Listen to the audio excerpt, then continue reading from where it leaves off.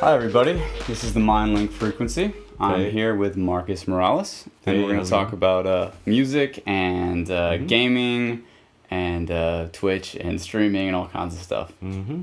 So, yeah, let's get back into that conversation we were having, I guess. Yeah. We were just talking about Well, the album Yeah. that's coming out in December between Yeah. the 20th and... the between the 25th and the 1st is when I'm planning on the release. Okay, cool. Yeah. Is it going to be Christmas themed or... It's not Christmas themed. No, it's just an exciting time of the year, and also like the 1st is kind of like it's kind of symbolic for me. Like I'm journeying into this thing. It's a new thing for me. Yeah. You know, I kind of want to start this journey off into the new year with you know, some cool music, and it's really just it just fits really well, like new beginnings. 2020. Yeah. It's the first, first. That's actually Exactly. pretty cool time. So are you going to try to drop it right on the first, or are you just saying, I'll give myself about a week just to... Exactly. I feel that. Yeah, you know, like I find that setting yourself like deadlines can you know, like really just induce a lot of stress, and I don't want to be stressed out about my music. It's really just like, you know, I enjoy making it. I love what I'm doing. I love what I'm learning. And you know, I just want to have fun with it. And I think Christmas is a really fun time. Yeah, it is. And you know, I think just everything fits together really well that way. No, I think that'll be cool. I mean, it gives you, you know, like a few, four-ish months, 5 months, kind of. Mm-hmm. Is that right? It's September It's- now. So yeah, it's like September, the 8th. yeah. Okay. Yep. Yeah. I'm just losing track of What time day here. is it? Yeah. Yeah. No, that's tight though. So, but and started out. I remember we talked about it earlier. It was going to be an EP with 4 to 6 songs, and then Yeah. it kind of evolved into something a little greater. Yeah, you know, I had set myself a goal of making 4 to 6 songs. I was like 4 at the very least, 6, you know, would be great, and anything beyond that is just extra. And I ended up making 7 songs, and you know, I was like, okay, well, I looked up like, you know, what are the classifications on Spotify, and it's like if it's 6 songs and under 30 minutes, then it's an EP. If it's 7 songs or more, it's an album. And I was like, oh shit, I created an album. Yes, it's an album. Then. Yeah, I was like, all right, that's cool. Are there going to be any other things tacked onto it, or are you kind of in the mixing mastering phase right now? So right now I'm on the mixing mastering phase. Although I am still creating some extra stuff on the side, just because, you know, it's hard to stop composing new music. Yeah, That's it the is. problem. Fuck yeah, it is. Yeah. But I like doing things in batches, so I'm trying to focus mainly on the mixing and mastering right now.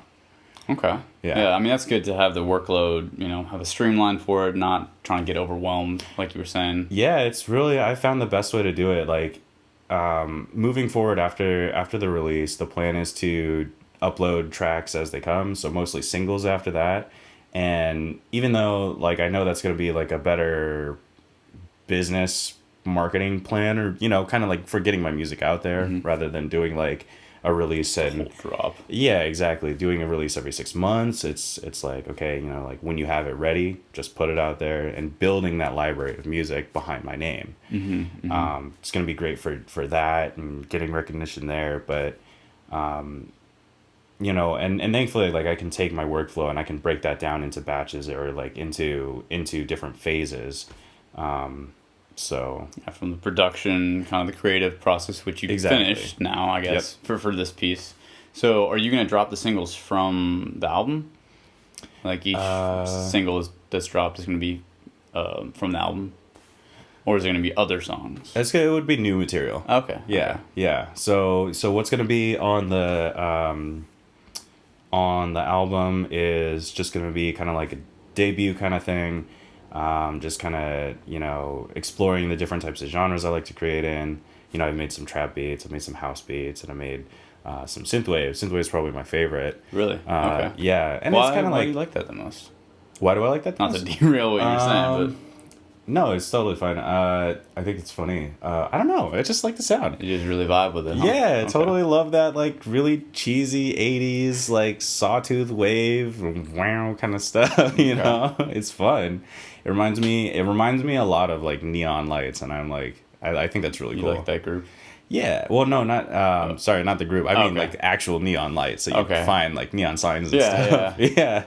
I could see that. I'm not very familiar with that genre. I need to get like up. I've been interviewing people that are into techno, and like house and stuff like that, and like I'm pretty bad at knowing like the delineation between the different genres. Me too, honestly. There's a lot of them. Yeah, it's hard to like even categorize my own music, because like I want to say that like, oh yeah, it fits into this style of genre, but then I listen to some of the music in that genre and I'm like, it doesn't quite sound like that, but it has some of the same elements. You can tell like it's influenced from these genres of music. Yeah, I mean, it's not like you can have like a cookie cutter sound anyways. Right. Like you're not the same as whoever was the first to make that genre, or like, and let's see, classical piano and classical Western music wasn't, I mean, there wasn't like the Baroque. It was just in retrospect people are like, oh, that's the Baroque period, so it's not like it's a weird way that we classify music and genres and stuff. It helps, and people can emulate the styles, which is cool. But I mean, maybe you'll be like divergent into your own style. People will follow in your footsteps someday. Yeah, that would be cool. That'd be ideal. It's like, and I really like that idea of like carving out my own space in the music scene. Like, I know what I like, and I know how to make what I like sound good, and I like to share what I create, and so that's to go along with like everything that I'm doing. I just really love sharing the things that I make and creating new things for people, and it's just fun. It seems like you have a lot of artistry in your family too. And you said your sister is a painter, right? Yeah, my sister, she's an artist. Art by Stephanie Morales. Okay. Yeah, that's a little plug right there. Yeah, a little plug for my sister, and yeah, she teaches classes and she does events, and they're really cool. They're gaining a lot of traction, and she's doing really well. It's local Seattle area events. And yeah. If you guys have ever heard of like Harden the Paint or so Harden the Paint, we can put this in the show notes too. I'll have a notepad and you can just for sure. Yeah, maybe it'd be good to put like her Instagram link in there or something. Definitely. Yeah. That'll be cool. I'll have to let her know that. just like, plugged just in case, Yeah, exactly. I'm sure it's fun. Yeah, she wants the renown, right? Exactly. Yeah, she'll get the recognition and everything. So, and you were saying, like, to go back to carving out your own niche, you were saying that you're gonna try to use Twitch and YouTube and gaming to kind of do something unique as an artist. Yeah, so the idea behind that is kind of just like, like I've always enjoyed watching YouTubers and watching streamers and everything, and so the plan is to like start my own Twitch channel. So I'm doing the release at the end of the year, and then after that is going to be focusing on Twitch channel while also still releasing music. And then even further down the line, when I feel more set up and more ready, I just moved into this new studio, so I'm pretty excited about it. I've got it's nice, some space in here, and I like that it's separate from the rest of my you got your room and you got the workplace, exactly, and the game place, right? yeah, exactly. So doing a Twitch stream, mainly focused on music and gaming, and yeah. Well, you were saying that like you've watched some Twitch, and I've seen a couple Twitch streams. Like I don't watch Twitch too much, but you're saying a lot of them are just very bland. Yeah, so what you find a lot of the time is like people will sit in front of their computer playing a game, streaming, but in total silence, talking basically, or maybe not even not talking. Essentially, just kind of sitting there and playing the game, not interacting with their audience, even whether or not they have it. Like the stream's just boring. So knowing that going into it is like, okay, how can I make it different? How can I make it engaging enough that I'm consistently present with my stream? I think a great way to do that is number one, single player games. Campaigns. Yeah, exactly. Like fun indie games that are different from what's in the mainstream. Like if I were to just stream like games like, Counter-Strike or Fortnite, games like that, it would kind of just me be sitting there, really focused on the game and not really like, you wouldn't have a break. Yeah, because just go. Yeah, there's that, and like there's not a whole lot for me to comment on. But on a game like I don't know, like Limbo or something, or a game where it's like very atmospheric. Portal. Yeah, Portal. Yeah, exactly. There's so much to I comment need to on play this. that game. I have not even like seen what Oh the my gameplay is God. like. I really like video games, and that's definitely a good one. By Yeah. all means, I mean, you know, go down the rabbit hole. Explain Yeah, a little well, bit about some of your favorite games, Portal, whatever. Yeah, no. I just like Portal. Just to go on that, we kind of want to stay focused, but Yeah. I was just thinking about the Source engine the other day and like how great it is for like high frame rates and stuff. It's just kind of funny. There's technical aspects of the game, how smoothly it can run, but how much detail it can put out at the same time. Okay. Yeah. Was it 60 frames per second or? I mean, the frame rate is, you can have it unlocked where you can like it'll run at whatever your computer is capable of handling. Yeah, but So. you said the engine. What can it like? If you know, I don't know any technical details. Yeah. Yeah, I was just sitting there thinking about it the other day. I was like, whoa, that's really cool. You started in what, elementary, middle school, learning about computers, right? Yeah, actually, a lot longer than before that. Pretty much before I could read, dude. Wow. Yeah, That's so pretty amazing. exactly. Yeah, no. We had a Just tinkering computer. around with. Yeah, we had a computer when I was growing up, and my mom always tells me like I used to watch my dad do stuff on the computer, and then I'd go and do on the computer myself. Take it a step further. He'd be like, "What did you do with the computer?" I'd be like, "Oh no, it's okay, I can fix it." And just I would go and take it a step back, just to wherever he was. And this was like when we had like Windows 95 and stuff like that. So That's really cool. I mean, so your dad worked as a professional computer repair software engineer. He was Just a he's- tinkerer. Yeah, no, he was retired as long as I can remember. He used to work for the telephone company and the bank, and I think he just retired early. So for my whole life, he was kind of a stay-at-home dad. That's cool. Yeah. That's gonna be pretty nice to have. Yeah. I have some friends that have like actually switched roles where it's like mom goes out and works, and then I mean it's different than being retired at a young age and stuff. That's cool though. So you got an opportunity to be exposed to computers. Yeah.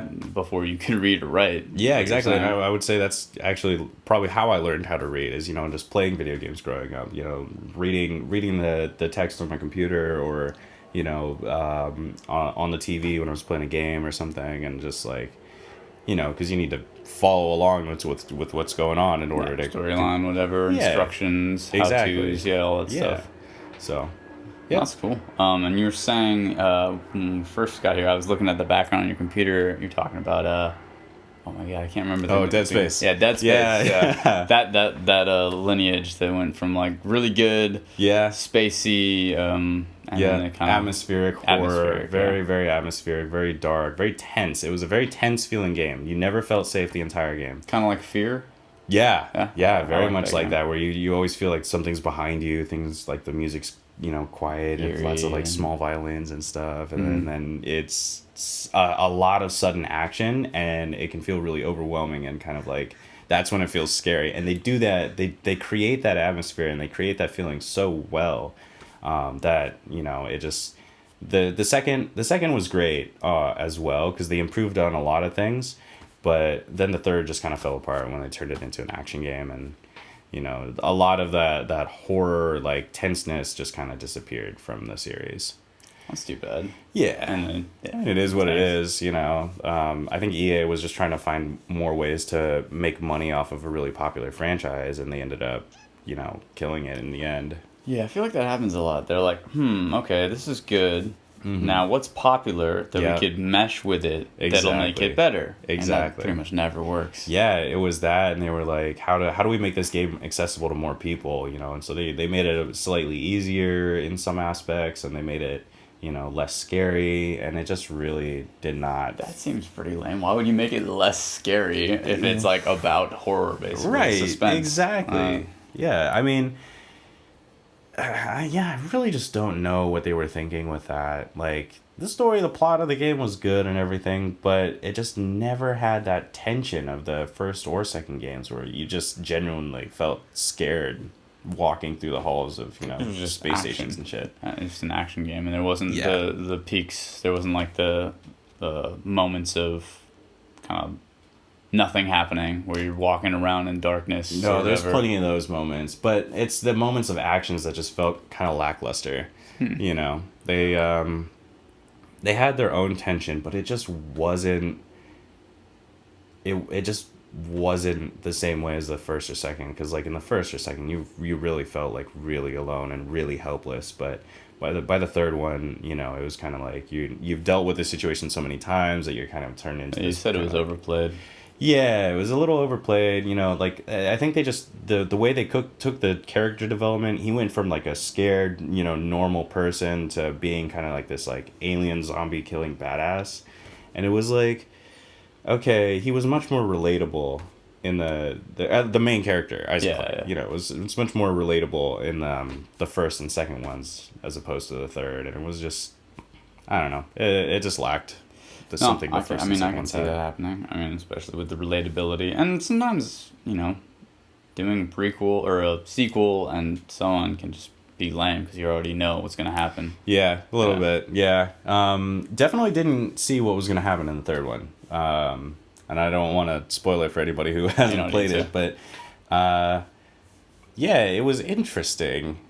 It was not what I expected. So you liked it, personally? Oh, yeah, no, I liked it. I love the series. It's great. Okay. It's one of my all-time favorite series. And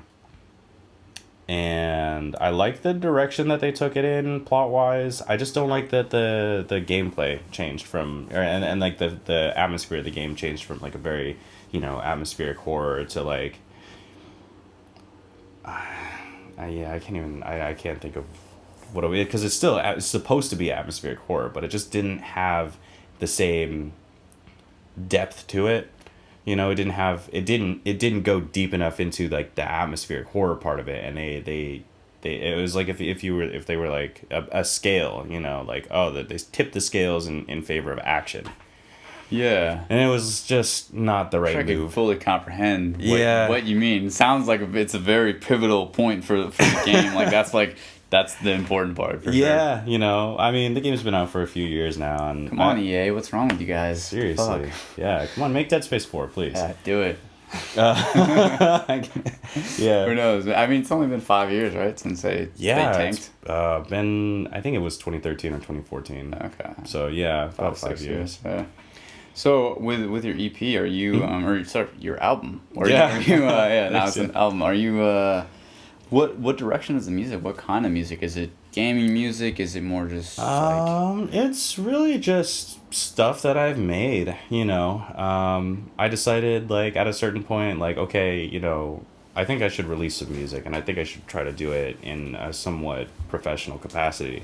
Mm-hmm. And so I decided at a certain point, like, okay, any songs that I make from here till, you know, when I feel like when I have that release date for the EP, those are going to be what's going to be on there. And so I didn't try to, like, stick with any single genre or anything.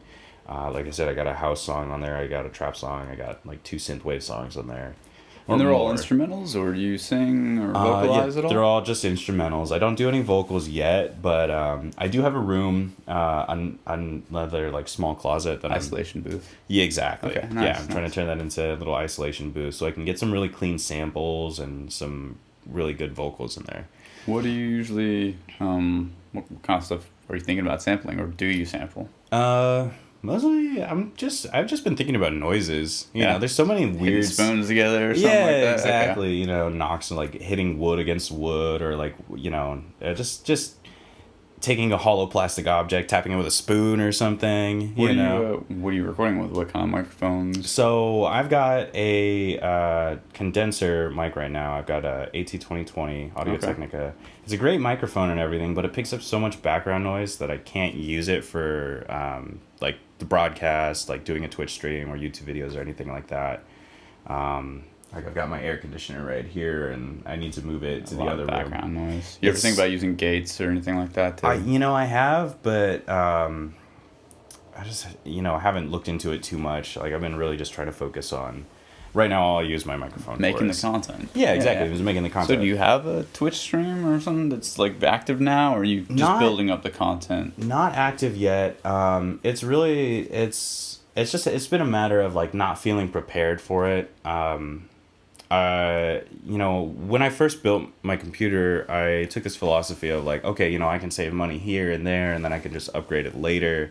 And what I kind of discovered is like I've never really been happy with like the state of like the parts in my computer, and I'd love to upgrade. Are you upgrades. SSD, Yeah, HD? yeah. Oh, that's solid state. Yeah, I've got Okay. like 3 solid state drives. I got a sound card, Really? a video card. Yeah, dude. Is it set up as a RAID, or how do you have the? No, drives? they're just individual drives. Because if I did a RAID, that would like kind of combine the storage space of the 2 drives, and I don't really want to deal with that. You don't necessarily have to do striping though. You could Well, just that's do true. what, RAID 0? Is that the one that's all copy clones? Yeah, yeah. I can't remember which one. I it is. don't remember which one's which exactly, but no, yeah, I didn't do any like RAID setup or anything like that. I just That's didn't. dope though. Yeah. It's like D, E, and F, something like that, whatever they're called. Yeah, exactly. For me, it was more just like having a ton of storage space and having fast storage space, and then also it's a gaming / workstation DAW rig. So Yeah, it seems like it's quite a monster you got here. Yeah. Yeah. So what do you have?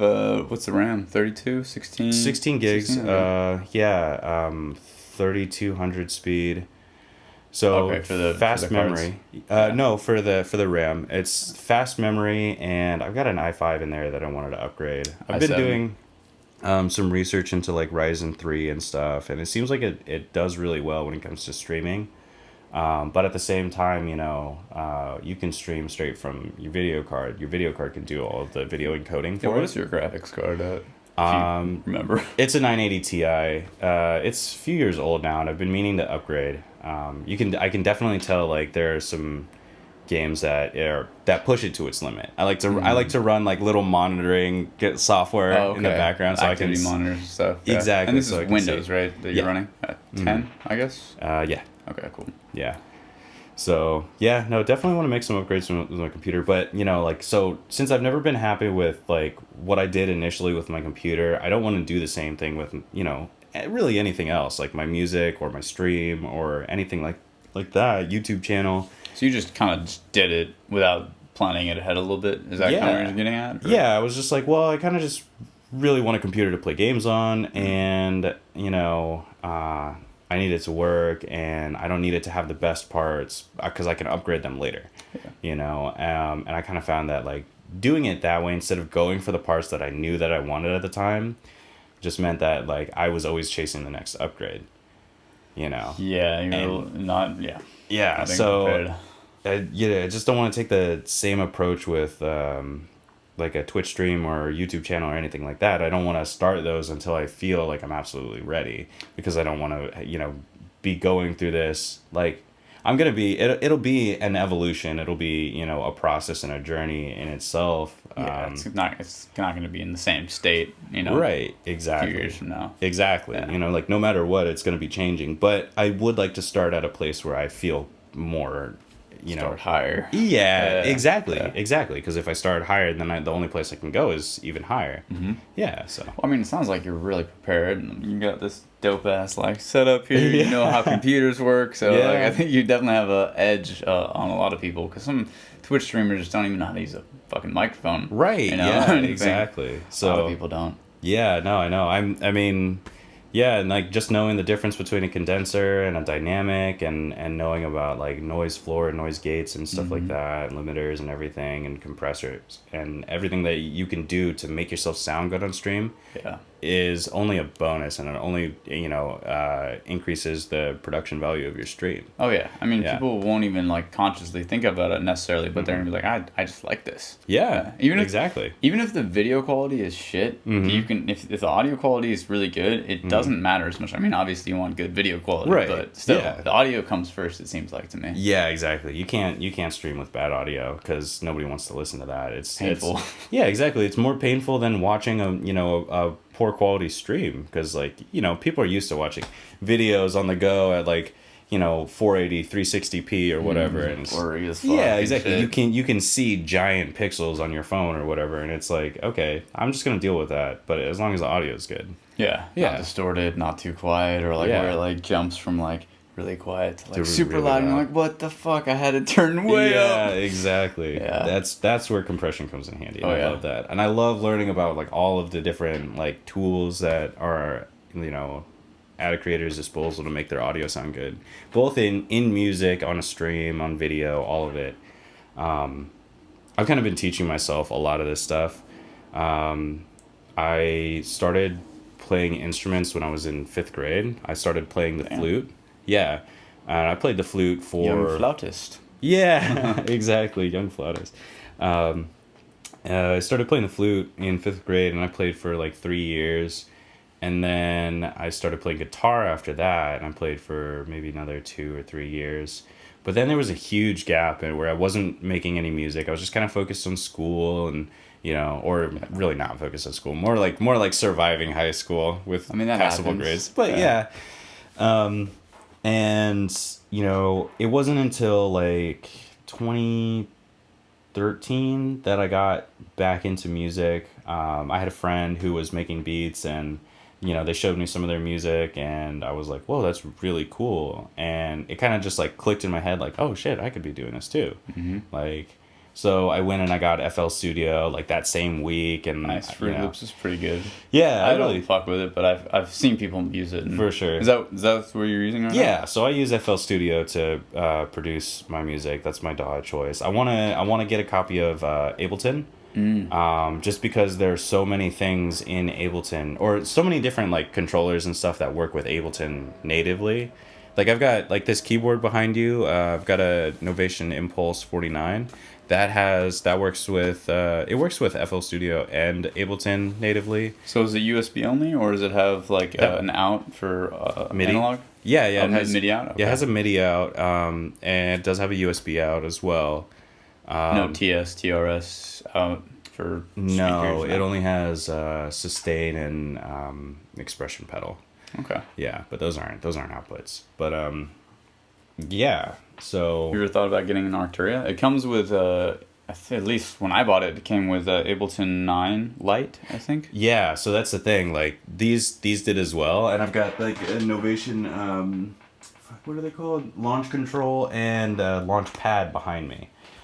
Okay. Yeah, and that's a lot of the stuff is borrowed, and that's why I don't have Ableton yet. Because yeah. if I had bought those new, they do come with Ableton. You don't have the key, the license, yeah, whatever. I don't have any of that, but Sucks. yeah, I mean it is what it is. Like Yeah. I'm used to using FL Studio anyway, so in order to get into Ableton, I'd have to learn an entire new DAW and how that works and everything. Although since I've been teaching myself, I've kind of also been teaching, just through like watching a lot of YouTube videos. So I've noticed like, different things in Ableton. Like I familiarize myself with it through that. Yeah. Okay. Yeah. Just watching other people mess around with Ableton. Yeah, exactly. Like,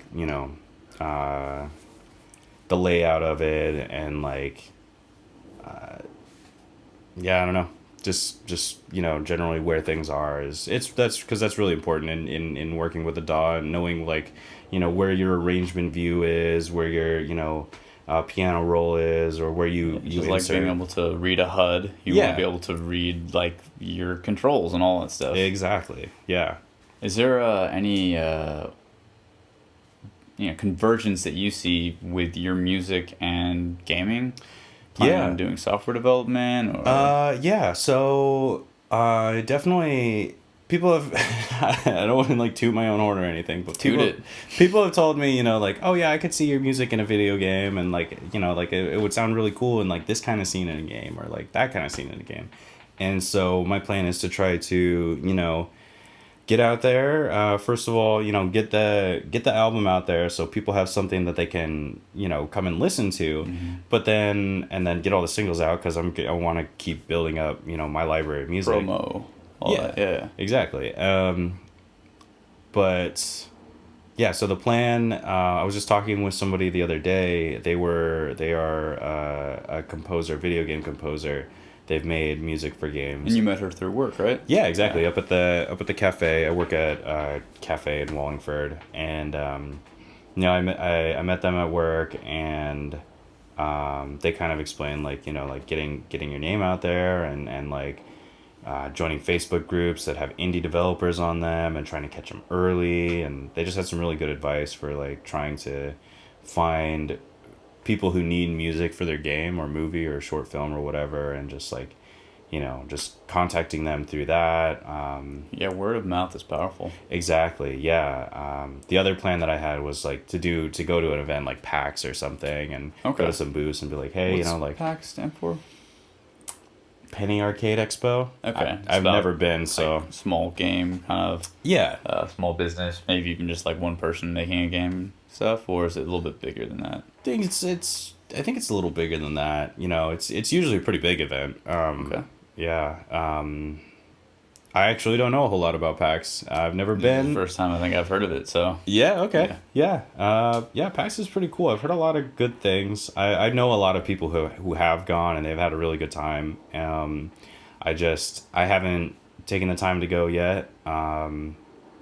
But yeah, that's definitely on the agenda, and you know, going into it with, you know, the intention to have fun while I'm there, but also the intention to like try to make connections with people. I think that's really important.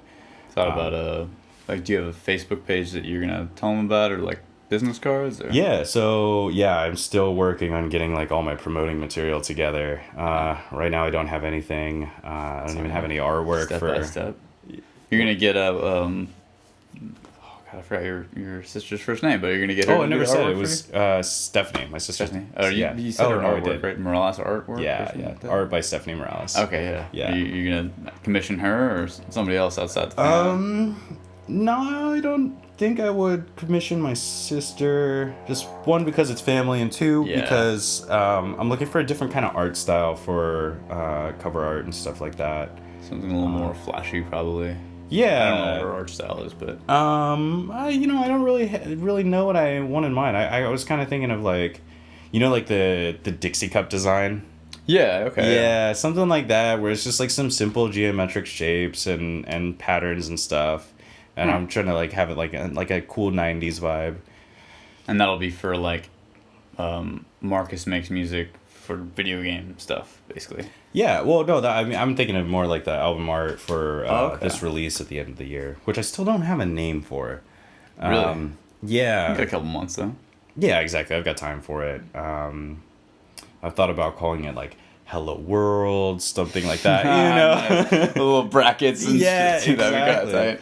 Write it in C. Yeah, exactly. Maybe just like print the whole code on it somewhere. Oh, that'd be kind of sick, actually. Yeah, exactly, dude. So, yeah, that's kind of like a tentative name for it right now. Is Hello World. So.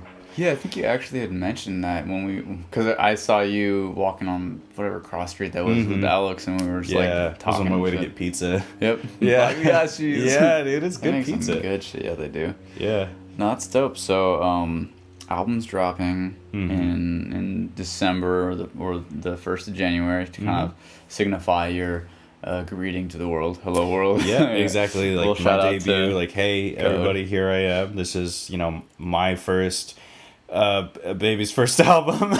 you know? Nice. So as M3 or, M3, because right now I'm on SoundCloud as Marcus Makes Music, which is going to be in the show notes. Yeah. If you want to. Yeah, no, definitely. That would be awesome. Is there a specific song that you'd want in there too? Because we can put yeah, that up. no, I would say, because, I mean, all of some of the old stuff on there is like when I first got into like using FL Studio and I had like no clue what I was doing. It's melodic, but it's not great.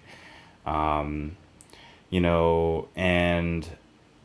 the reason that I was like, okay, maybe I should do an album now is because I finally feel ready with like being able to polish the sound, polish the music and make it sound professional. Because really get what you want out of it, and the exactly. professional part. Yeah, like knowing like what a compressor does and like limiting and doing gain staging and it's just like there's so much that I know more now than I did before.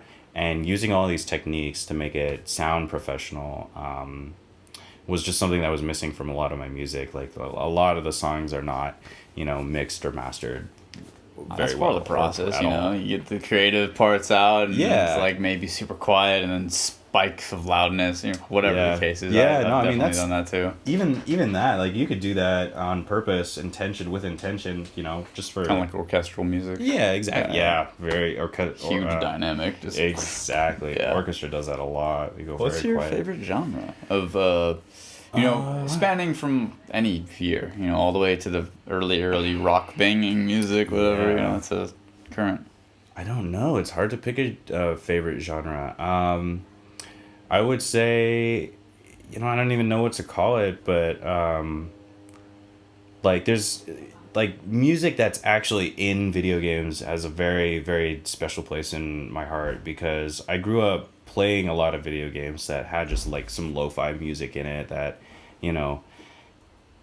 like that creators made using like like a Sound Blaster card from like 1990, and so like I really like the synthesized sounds from that. 8-bit.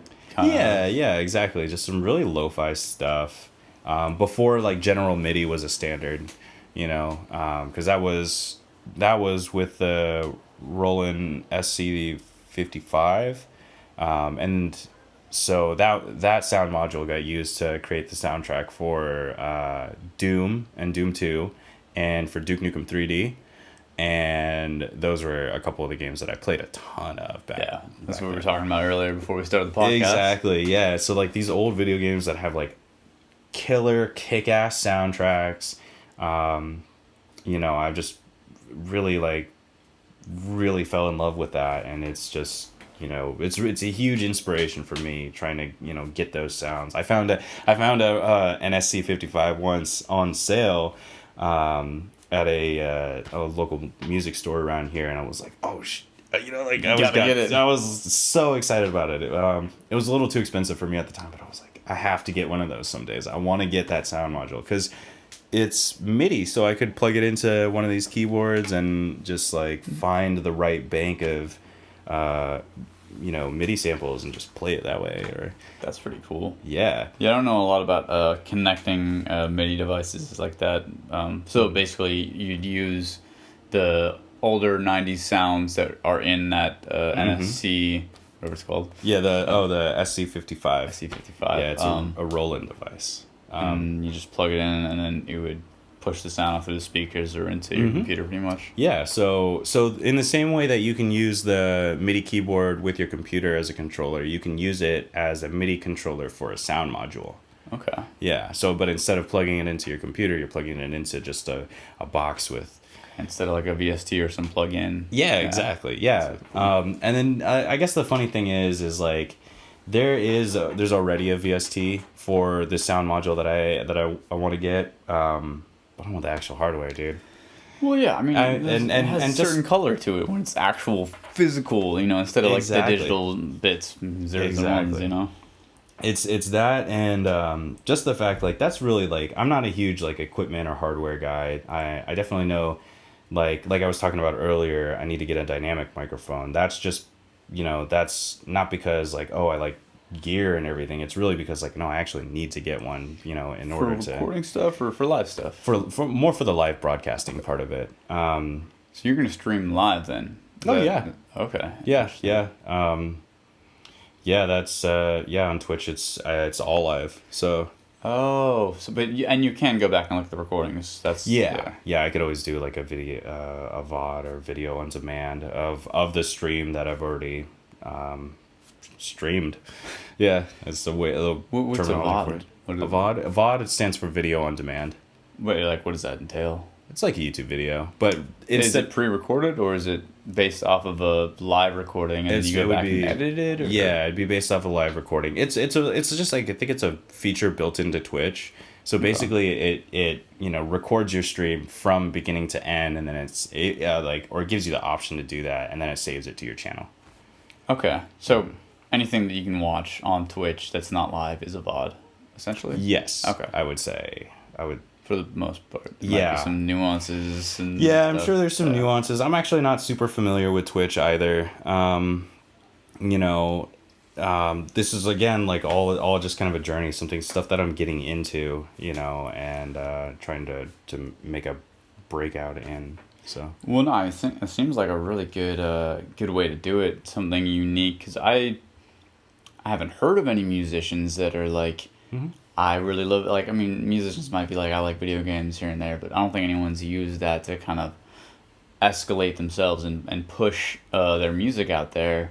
You know, whether it is as a video game music designer, or as a musician too. You know, and I think that's gonna definitely give you an edge. Because I can't think of anybody who does that. Like, awesome, cool, I'm different, yay. it's great though. Yeah. I mean, there's composers who made like the Mario classic Mario music and stuff like that, but they weren't like they were composers. They didn't have like a whole branding, Right. M3, Yeah, Marcus yeah. makes music. There wasn't that thing. Yeah, for them. no, like they definitely worked for the companies that they worked for, and they don't. It's not like you know, you don't hear about like I think it's Robert Prince and Bobby Lee. I think that's, if I remember correctly, that's his name. They did the soundtracks for Doom and Duke Nukem again. Okay. Yeah. Favorites of yours. Yeah, exactly. It's a very, they again hold a special place in my heart. Can you get online versions of that for free, or like, yeah, you could just YouTube it, like, Duke Nukem 3D OST. Oh, I'd like to play. Like, I know sometimes older games, because they don't require a lot of CPU power or anything like that, you can just play them online. Just go to some website. No, I don't think they have browser-based versions of those games. Downloads, maybe? Yeah, you could yeah. probably find it, but you could also find all, like, I think all of these games for like $2 on Steam. Oh, okay. Yeah. So, yes, that seems great. Yeah. So. That's tight, though. Yeah. What do you see yourself doing besides the album, like, this year? Just, like, working on... Because you were talking about a lot of different things, and we kind of went over some of it with the Twitch stuff. What are you going to play specifically, game-wise? See, that I don't know yet. Okay. The One of the plan other for things you're that. setting up. Yeah, that's still in the process. I haven't really given that streaming a whole lot of thought. I need to rearrange this room. I need to get a new desk. I want to get some sound treatment. And I want to take care of all that stuff. Again, upgrading parts in my computer before I start the stream. So, but as far as games go, I've thought a lot about okay, what kind of content do I want to create, and what kind of streams do I want, and like what about me is going to be different from other streamers on Twitch and everything. And well, that's going to definitely be like useful to have that planned ahead. yeah. Do you think you're going to wait till some more releases come out? Have you been reading up in game magazines to see what's coming out? No. Just hoping for Dead Space 4 Yeah, or something like that. Exactly. Woo, that would be cool. Maybe someday in the future, but no, not right now. No. I mean, I just talked to that composer yesterday, and then that advice that I got about finding Facebook groups and maybe like some subreddits where like indie developers are looking for talent for. That's a good idea. Yeah, it's just I only got that advice yesterday, and I'm still like trying to figure out what proper channels to go through for that. Do you have like a YouTube that has some favorite games of yours with your music behind it in certain ways to? You could link so they can see your work, or Yeah, so what I've seen some YouTubers do is work together with artists on SoundCloud or on Spotify or whatever to have music in their videos. And what I'd like to do is to create my own music for my videos. So I have my own accompaniment for my video and everything. I just think that's a really easy way to number one, keep motivating myself to, produce a lot of content, whether it's music or videos or streams or whatever. And then two, I don't have to think about licensing music from another artist or, getting their permission to do anything with their music in my work. It gives me more freedom that way. I can create the music for me, my content, and I can make it the way that I want it. I can, if I need specific sounds for specific moments or whatever, I can just go and make them. just do that SFX right there. Yeah, exactly. Yeah, that's tight. So, and CD Distro is where you're gonna put the album out, right? DistroKid? What is it called? DistroKid. DistroKid or Kid? Yeah, so DistroKid, DISTROKID.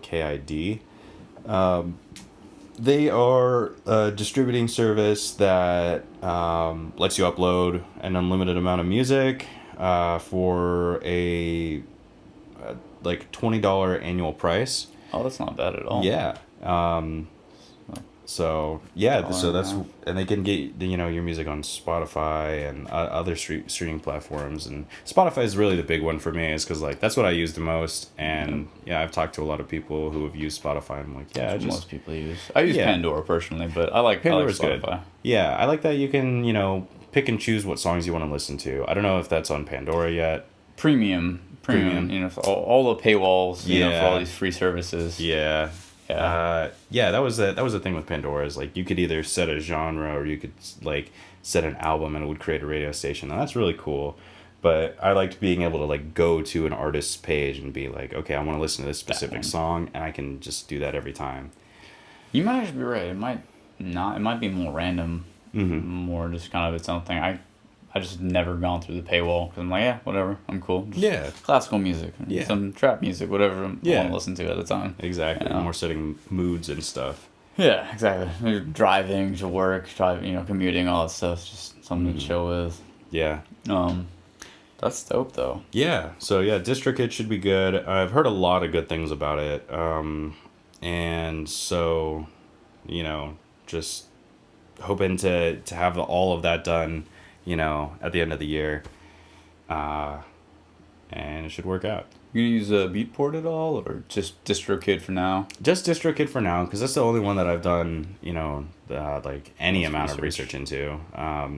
But Beatport, you see, I hadn't heard of that until just now, but now it's something to look up, and now it's something to research. Check it out. CD Baby is another one that's pretty good too. CD Baby? Not to throw out too many names, but No. I say Beatport because a lot of my DJ friends are in Beatport. And you can sell. I think you can just kind of arrange your price. It's kind of like Bandcamp, but it's really oriented towards instrumental music a lot.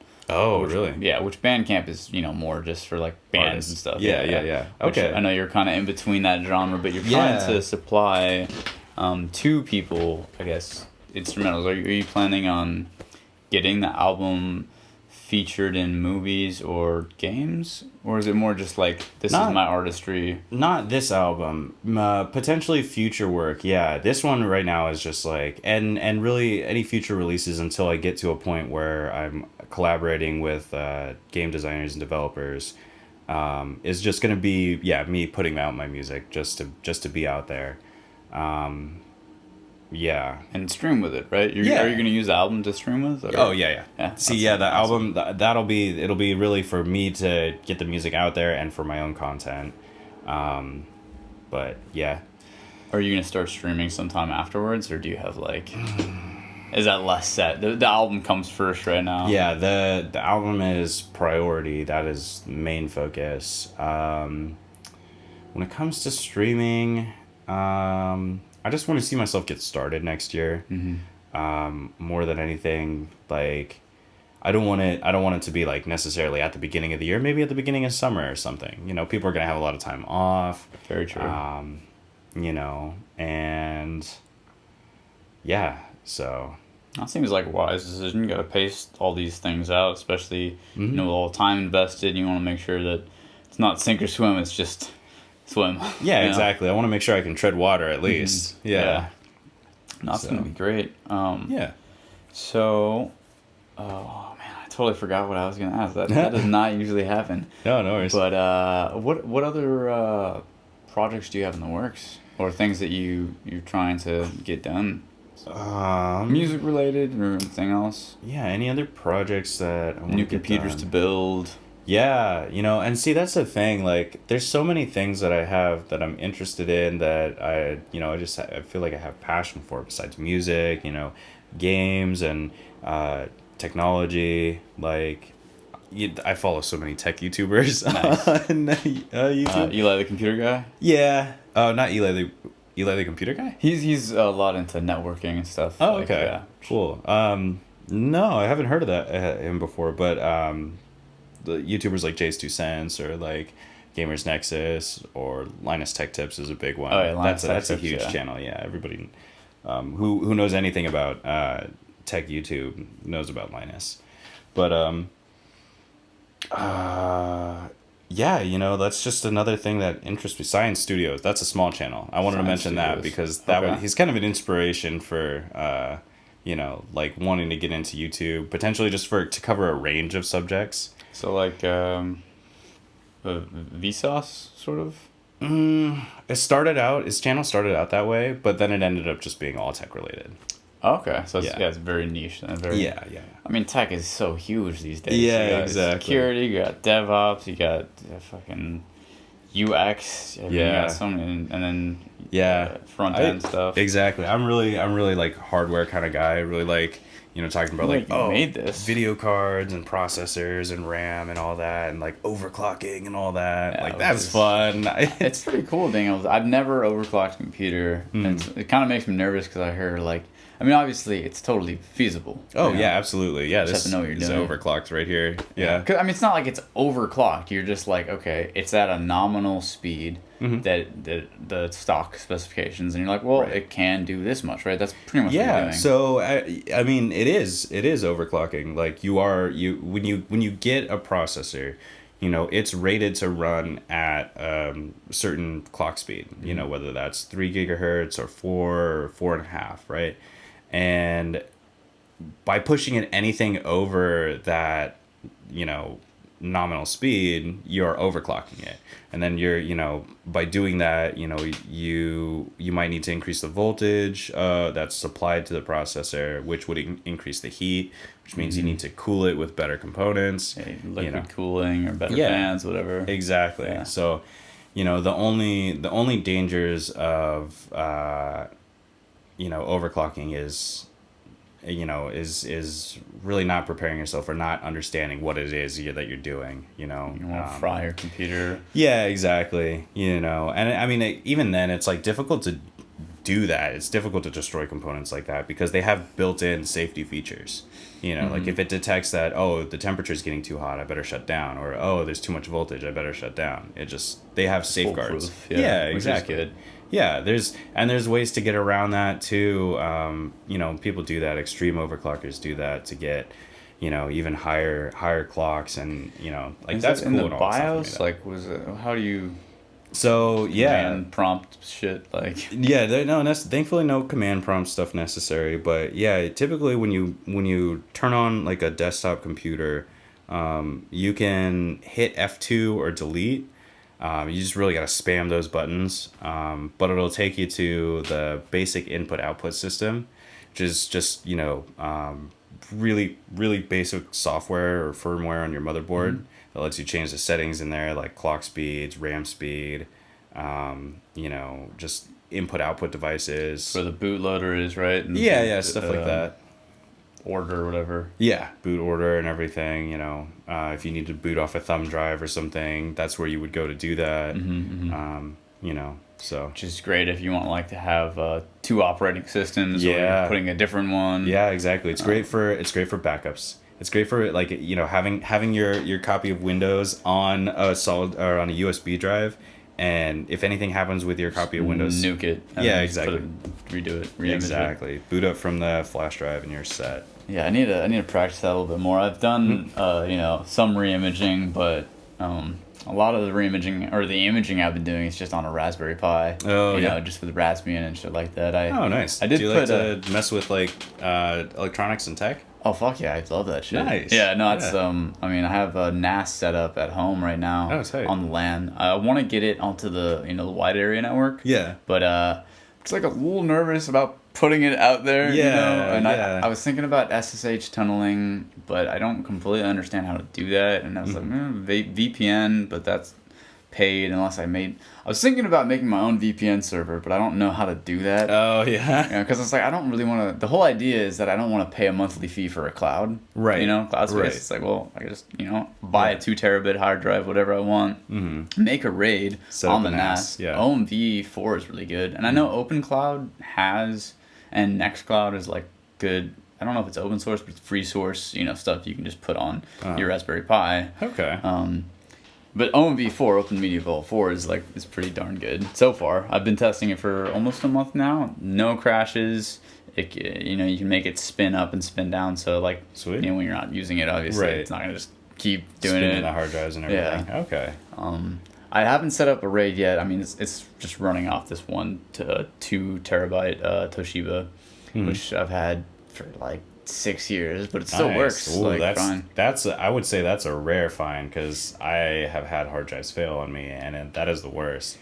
I have a hard drive in here actually. That's not even, well, no, I think I left that in the old case, but I had a hard drive in my computer that just wasn't even attached. It wasn't plugged in It's to just power. physically inside the box. Yeah, exactly. I just needed to keep it in there, but it was a hard drive that had failed. Oh, it sucks. Yeah, no, it sucked. Do you ever do any forensic? 'Cause I really want to get into learning how to do that.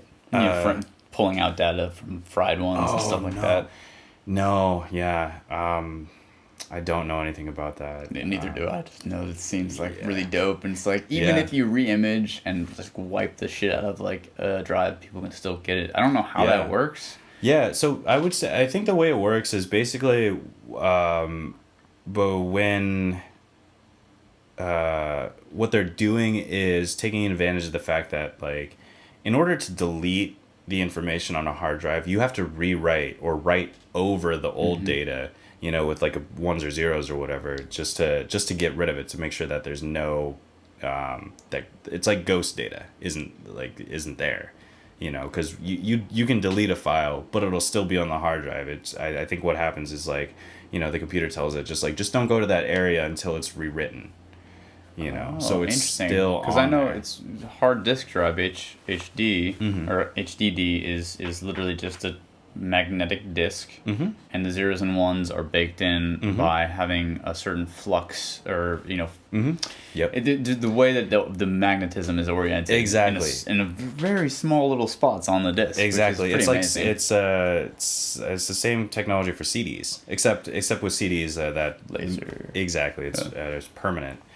But with hard disk drives, yeah, it's all magnetic data.